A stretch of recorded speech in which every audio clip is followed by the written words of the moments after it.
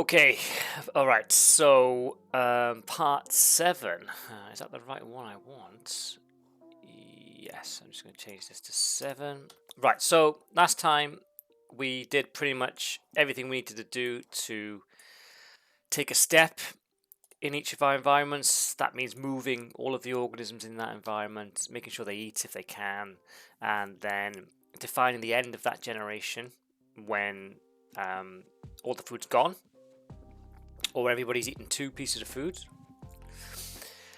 and then creating the next generation based on those that have survived and incorporating those that are being reproduced as well.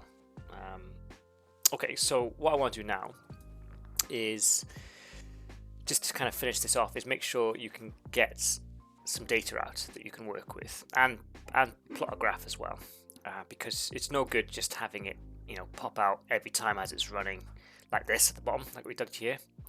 I want to save that somehow so you don't have to run the simulation every time you want to plot a bit of data.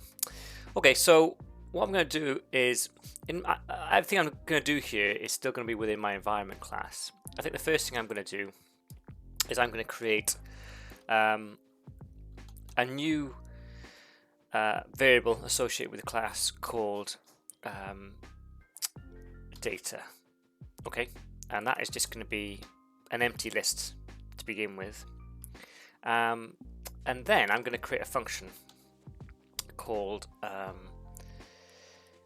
genlog, which will essentially just logging the number of organisms in your environment at the end of the generation. Okay, so that's how I'm going to define that. So when I do this, I think what I'm going to do is I am going to create a dictionary, and then I'm going to append it to this self data here. Okay, so I'm going to create a new variable called new data, or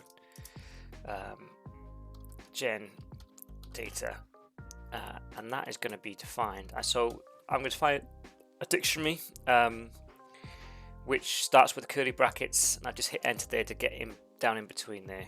I'm going to store. So think of this dictionary as a single row in a spreadsheet. Okay, so my first header is going to be the generation, and I'm just going to put self.generation in there, and then the second one is going to be the population size.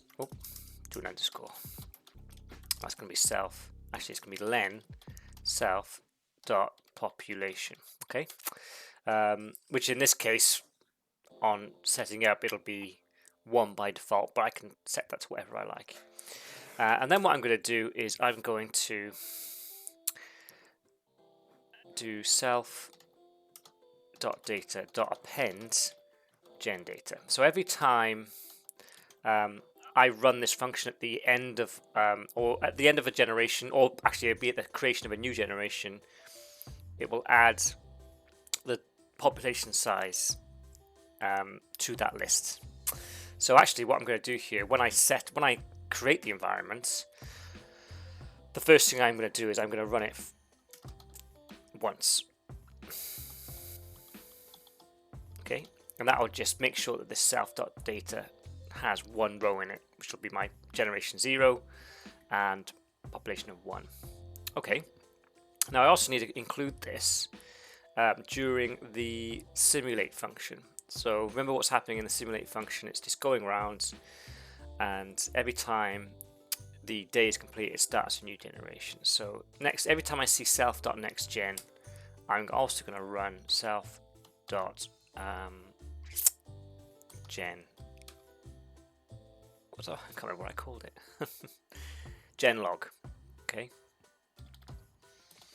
and that will just add a log to it. So if I save that,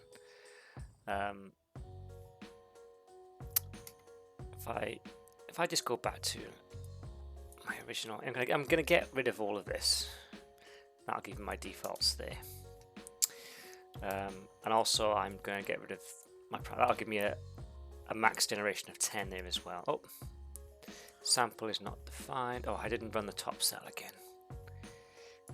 go.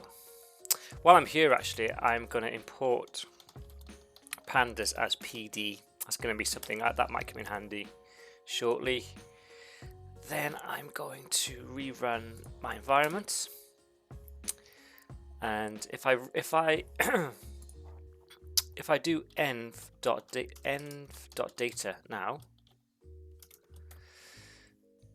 there we go. I've got one row, which is generation 0, population size 1.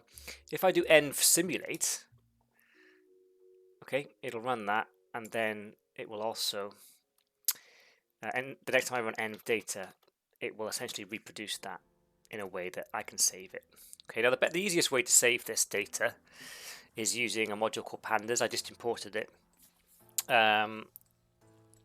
So I'm going to create a variable called data frame, or df, and I'm going to use this pandas function. And what that's going to do, it's going to take all of this output, this env data, and it's going to save it into something that looks a bit more like an Excel spreadsheet. So if I run that, then if I output it, there we go, it looks a bit more tidy. Okay, this is something that you could probably plot a graph from, right? Now if I want to save that at any point, I can do df.toExcel, output.xlsx, let's call it something sensible. I'm actually going to put index equals false as well. What that means, it won't save this first column. It'll just output it. And there we go. If you click on, within Colabs then, if you click on your files button, there we go, I got a file called output. I download that and open it up.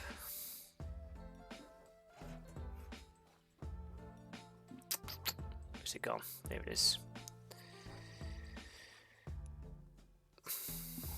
Come on, Excel. Okay, I don't know why this takes so long. Something might have got. Oh no, there you go. My computer's just been super slow. So there's your data.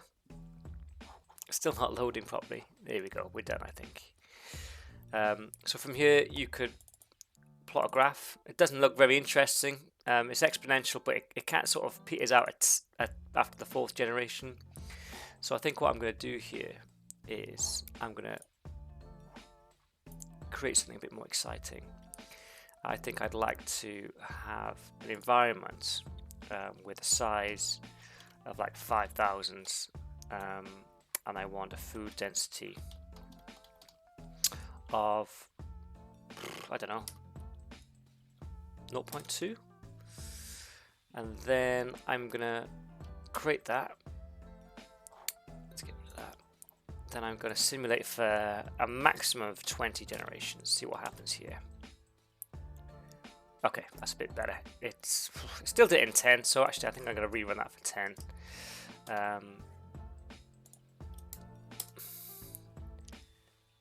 There we go. So my data now will look a bit different. And I create that data frame again. And if I run this df.toExcel again, it will run it and it will overwrite this file. So I'll have to download this again. Okay. Okay, so that means you can get your data out. The last thing I want to show you how to do is to make a plot in Python, and I'll do that in the next video. Okay.